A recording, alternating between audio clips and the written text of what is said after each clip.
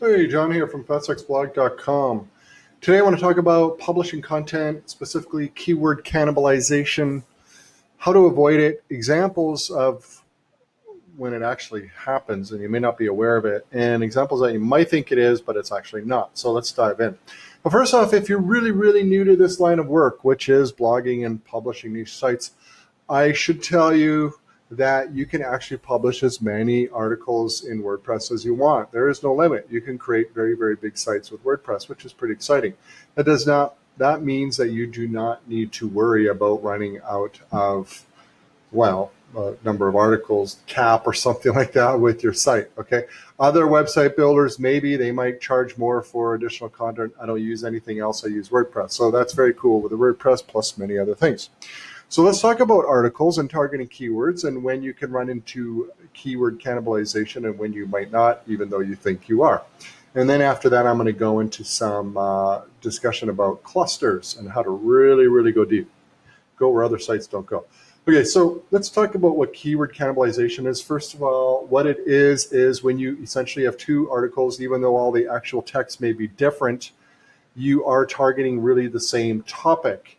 Google doesn't like this. Google will probably pick one or the other to only show up in the search engines if it discovers that, and it typically will.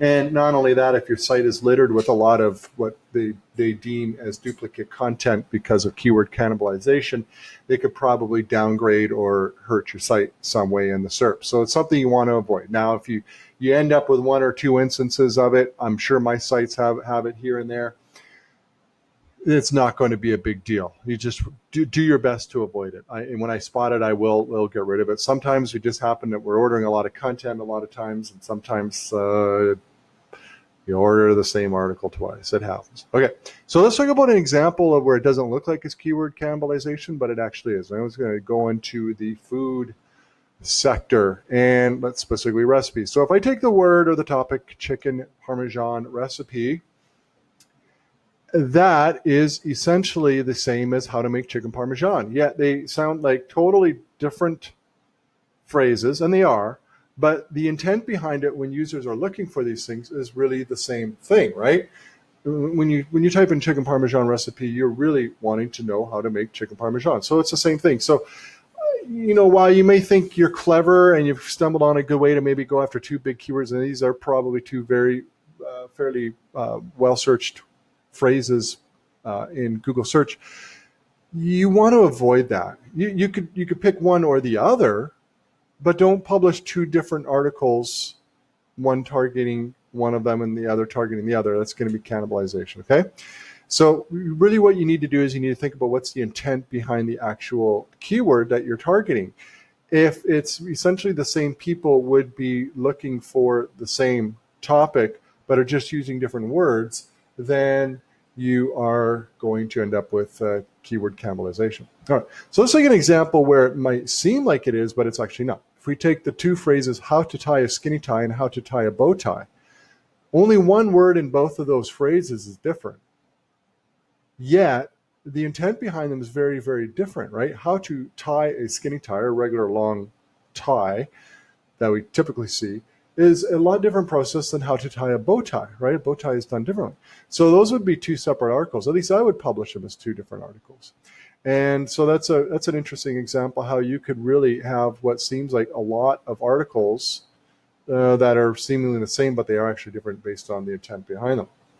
Okay, so we're very clear on keyword cannibalization is not good, and the other thing is sometimes, well, it looks like it's keyword cannibalization, it's actually not. Now let's talk about clusters today. What is a cluster? A cluster is a group of very, very related content or topics on your site.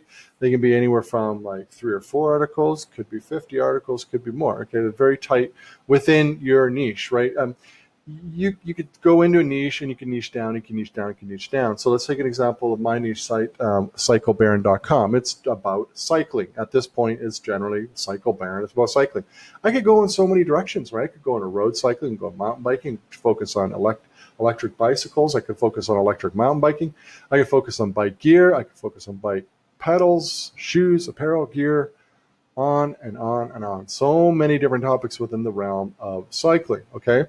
So eventually that site is going to move toward where I will start publishing some clusters, and that is I'm going to zone in on a couple of the topics that I'm currently covering and going a lot deeper. I'm just waiting to see get some data to see which ones are probably the best ones to go after, and that's going to take several months. So thinking about clusters, I get a lot of questions about clusters, and I think a lot of people sort of do a pretty good job on the surface of them and go for the obvious related keywords within a particular topic. But I think a lot of people miss a lot of great opportunities when you're thinking about publishing a cluster. And it's like this, okay? When I think of a cluster, I'm thinking of, obviously I'm doing keyword research. I want to go for the good keywords because that's where I'm going to get the traffic. But a lot of times I could go deeper and it may not be good for search traffic, but they serve as really good articles for the visitors on the site, the people are interested in the niche. So I'm going to give you a very simple example. Okay, so let's say I got an article on there. It's about mountain bike frames. A fairly technical article, right? Frames are in certain shapes. They're certain sizes. They're made with certain materials. It's probably the materials that are very important. We've got certain ways that they're actually put together, welded, or however they make them. I don't know a whole lot about bike frames, actually. Maybe one day I will, publishing the site. So we have bike frames, and so we're gonna talk about publish all sorts of articles dealing directly with mountain bike frames. It's a big consideration when people buy these things. I know that they're an expensive part of the bike. They can make or break to certain how much it's going to weigh, and especially the geometry of the particular how the bike is going to be set up. That's important as well, especially when you're ripping over drops and rocks and roots and that sort of thing. So the frame is important. Now, here's where people can go a lot deeper that they usually don't think about on the surface of it. Is let's say I've got an article about what materials. I'm talking about a particular frame, and we're talking about the different alloys and metals that go into make a particular frame. Let's say titanium is something that goes in a frame. I don't know if it is, but let's say it does. And so what the obvious question to me is, that's just because I've been doing this for so long, is, well, what is titanium, right? I mentioned titanium. I talk about titanium being material in a particular frame, but actually that lends itself to another whole article, doesn't it? I could talk about, well, what is titanium, link to that article in titanium, and from titanium link back to the article that was about the frame that mentioned titanium. And so I could write about titanium.